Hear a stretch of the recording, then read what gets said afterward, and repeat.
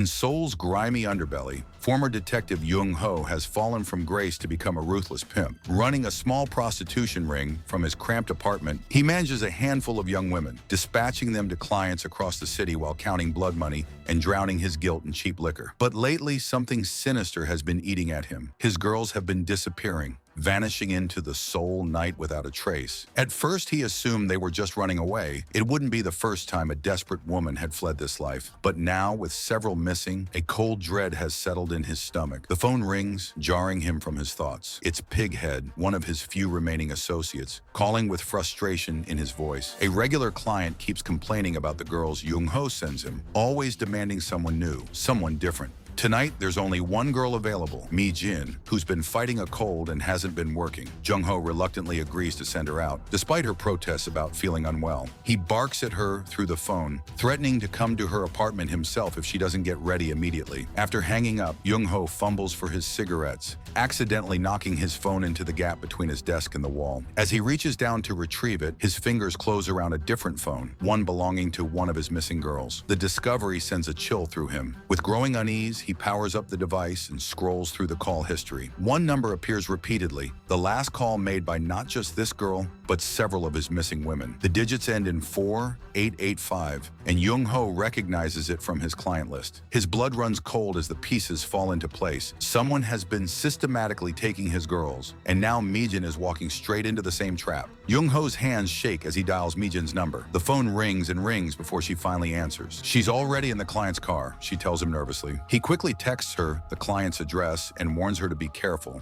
but his message feels inadequate against the growing certainty that he's sending her to her death. Meanwhile, across the city, Mijin sits in the passenger seat of a modest sedan, stealing glances at the man beside her. He seems ordinary enough, middle-aged, soft-spoken, with the kind of forgettable face that blends into any crowd. But there's something in his eyes, something cold and calculating that makes her skin crawl. When he asks about the phone call, she deflects, making up a story about her roommate. The car winds through increasingly isolated streets, leaving behind the bright lights and busy intersections of central Seoul. Trees press in on both sides of the narrow road, their branches creating a tunnel of darkness. Mijin memorizes the route, noting landmarks and street signs, some survival instinct screaming at her to pay attention.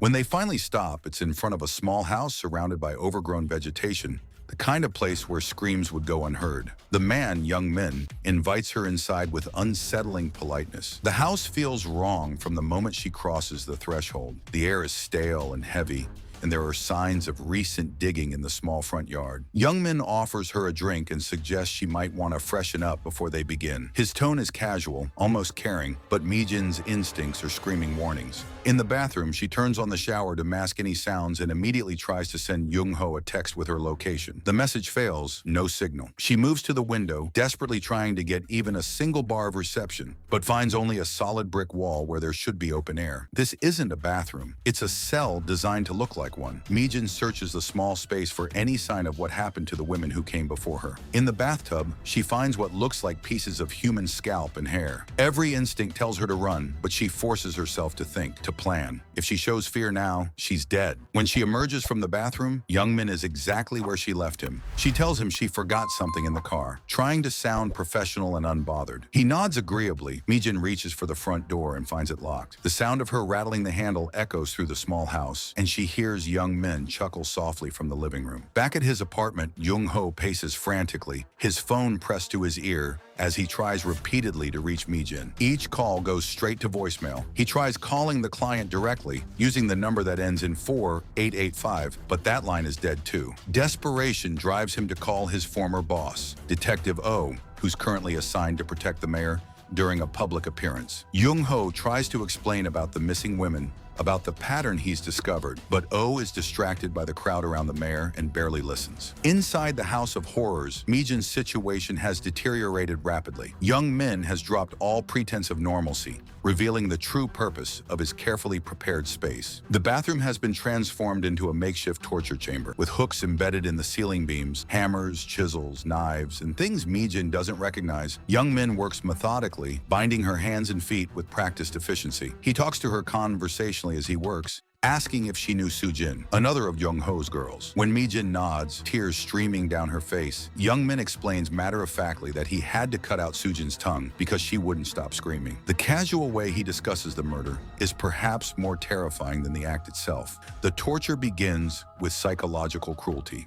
Young-min raises a hammer above Mijin's head, bringing it down with tremendous force but deliberately missing, the metal head crashing into the wooden floor inches from her skull. He does this again and again, each near miss causing Mijin to flinch and cry out. On the third attempt, frustrated by his victim's continued struggling, Young-min actually injures his own hand when the hammer glances off the floor. Annoyed by this setback and tired of the game, Young-min raises the hammer for a killing blow. At that exact moment, the doorbell rings. The sound freezes both killer and victim. Young-min in surprise, Mijin in desperate hope. Young-min opens the door and finds a middle-aged couple, apparently lost and looking for directions to a house they're trying to buy in the neighborhood. He tells the confused couple that there's no one home at the address they're seeking, trying to hurry them along. But the man is persistent and asking detailed questions about the local streets. Young-min realizes these witnesses need to be silenced. Young-min invites the couple inside. They follow him trustingly, perhaps thinking he's being helpful. Within minutes, both are dead, their bodies added to the growing collection in Young-min's house of horrors. He drags their car keys from the man's pocket and decides to move their vehicle away from his property,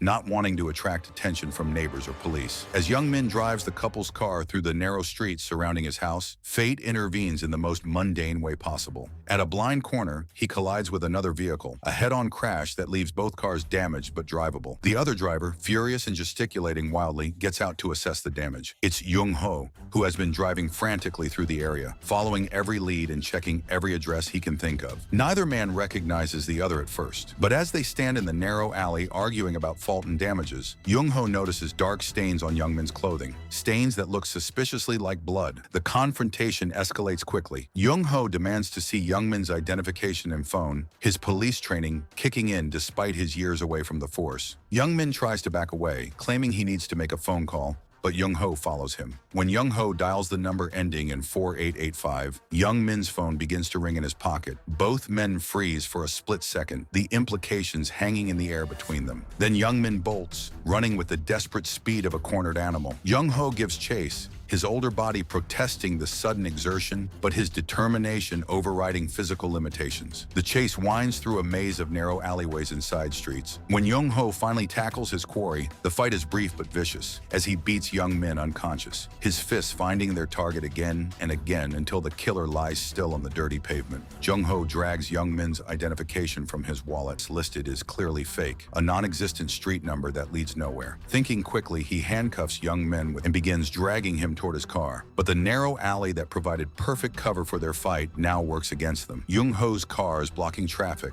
and a police officer has arrived to investigate the obstruction. The officer, seeing the handcuffs and assuming Young-ho is a fellow policeman, asks which precinct he works for. Young-ho can't answer truthfully, and his hesitation raises suspicions. Within minutes, both men are in the back of a police car heading toward the station. Young-min unconscious and bleeding, Young-ho frantically trying to explain the situation to increasingly skeptical officers. At the police station, the bureaucratic machinery grinds slowly into motion. Young-min is treated for his injuries, while Young-ho is questioned about his vigilante activities. Detective O arrives, summoned by Young-ho's desperate phone calls, but even he seems skeptical of the wild story about serial murder and missing prostitutes. The physical evidence is minimal. Some blood on Young-min's clothes, a suspicious phone number, and the testimony of a disgraced ex-cop with obvious personal issues. Young-min, recovering from his beating, initially confesses to the murders with chilling detail. He describes his method, using a chisel to kill quickly, then hanging the bodies to drain the blood before dismembering them for easier disposal. He claims to have killed 12 women, not just the 9 Young-ho knows about. But as the hours pass and lawyers arrive, Young-min recants his confession, claiming he was coerced and beaten into making false statements. The legal system designed to protect the innocent now protects the guilty. Without physical evidence or witnesses, the police can only hold young men for 24 hours. As that deadline approaches, the investigation becomes increasingly desperate. Teams of officers search the area around Young-min's house, looking for burial sites or other evidence. They focus on a nearby mountain, spending an entire night digging up suspected grave sites, but find nothing. Young-ho, released on his own recognizance, continues his private investigation. He tracks down other women who work worked for him, hoping to find additional evidence or witnesses. One girl confirms that Young Min was a client, but describes him as pathetic and impotent rather than dangerous. She says he would call repeatedly after their encounters, sending disturbing messages and photos, but she blocked his number and forgot about him. The testimony paints a picture of a man who kills because he cannot perform sexually. Meanwhile, Mijin has not given up. Left for dead in Young Min's house, she uses broken pottery to cut through her restraints, working with the methodical patience of someone who knows death is the only alternative. Her hands are bloody from the sharp edges, but she continues sawing through the ropes until she's free. The house is silent around her. Young Min hasn't returned since his arrest. She smashes a window and climbs out, falling hard onto the ground outside. In the yard, she discovers the horrifying truth about Young Min's other victims. Pieces of human remains scattered around the property. The sight nearly breaks her mentally, but survival instinct drives her toward the road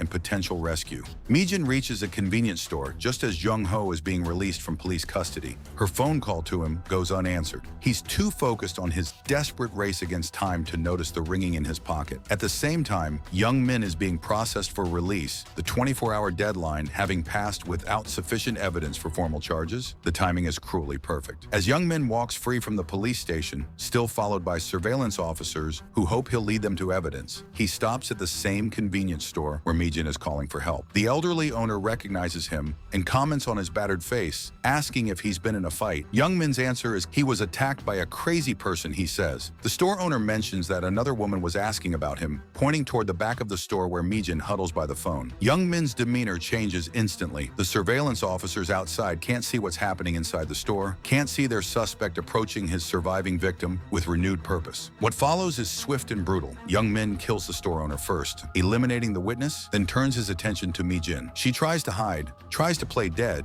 but her hands shake uncontrollably from trauma and fear. Young Min sees the trembling, realizes she's alive, and finishes what he started at his house. By the time the surveillance team realizes something is wrong and calls for backup, it's too late. Jung Ho arrives at the convenience store to find it surrounded by police cars and ambulances. Through the window, he can see Detective O and the forensics team working inside, but their grim expressions tell him everything he needs to know. When he asks about Mijin's condition, O can't meet his eyes. The scene inside is too horrific to describe. The public discovery of such a brutal crime sends shockwaves through Seoul. The media descends on the story like vultures, turning Young Min into a household name and the police investigation into a public spectacle. The pressure on law enforcement becomes enormous. They had the killer in custody and let him go, allowing him to murder again in broad daylight. Young Min, knowing he's now wanted for multiple murders with witnesses and physical evidence, the police have the location under surveillance, but Young Min knows the area better than anyone. He begins digging graves in his backyard, working by lamplight to bury the evidence of his earlier crimes. Jung Ho, consumed by guilt and rage, refuses to let the official investigation proceed at its bureaucratic pace. He arms himself with a hammer, one of the tools Young Min used on his victims, and sets out to find the killer himself. His search leads him to a church where Young Min had been doing construction work, helping to build a large wooden cross for the sanctuary. The priest recognizes Young Min from Jung Ho's photo and provides an address. Jung Ho finds the house just as Young Min is preparing to flee. The final battle between Jung Ho and Young Min is fought in the killer's own house of horrors, surrounded by the evidence of his crimes. Jung Ho's rage gives him strength, but Young Min fights with the desperate cunning of a cornered animal. Jung Ho gains the upper hand initially, his police training and superior physical condition overwhelming Young Min's resistance. But when he sees Mijin's severed head displayed in a fish tank, his shock gives Young Min the opening